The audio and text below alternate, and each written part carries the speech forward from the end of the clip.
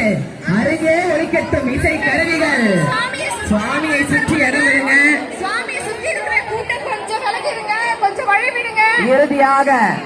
இறுதியாக சூரபத்மன் தனது சகோதரர்களையும் படைகளையும் இழந்து தானே கந்தனை எதிர்கொள்ள களமிறங்குகிறான்.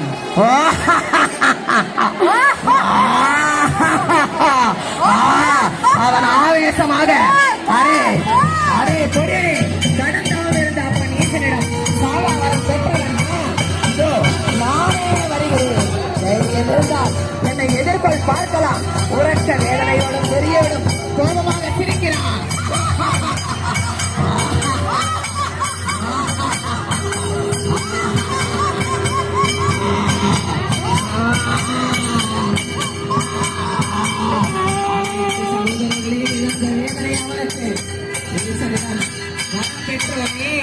எவ்வாறு இது நிகழ்கிறது என அவனுக்கு மரண பயம் பார்க்கிறான். வருகிறான் சூரபத்மன். அனைவருக்கும் அவன் வாக்கு கொடுத்தோமே என்ற வேதனையோடு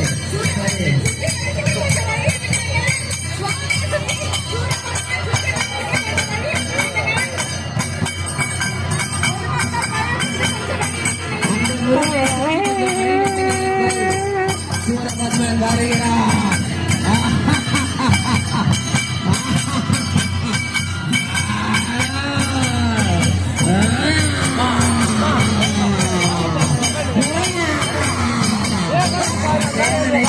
வேதனை அத்தனை சகோதரர்களையும் இழந்த வேதனை, அத்தனை சகோதரர்களையும் இந்த கந்தன் சிறு பாடகன் அழித்தானே என்ற வேதனை.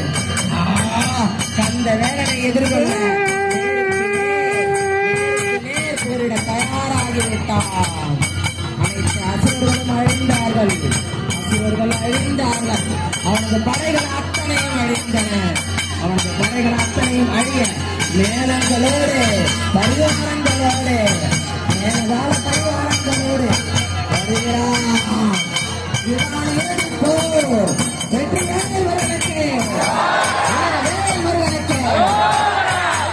அசுரர்களாம் அழியற்ற தீமை வெள்ளத்த நேர்மை தீமையான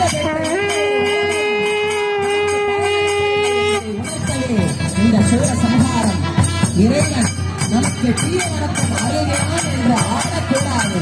நிச்சயம் அவன் ஒரு அவதாரம் எடுத்து அழிக்க தயாராக இருப்பான் என்பதை மனதில் கொள்ளுங்கள் பக்தர்களே.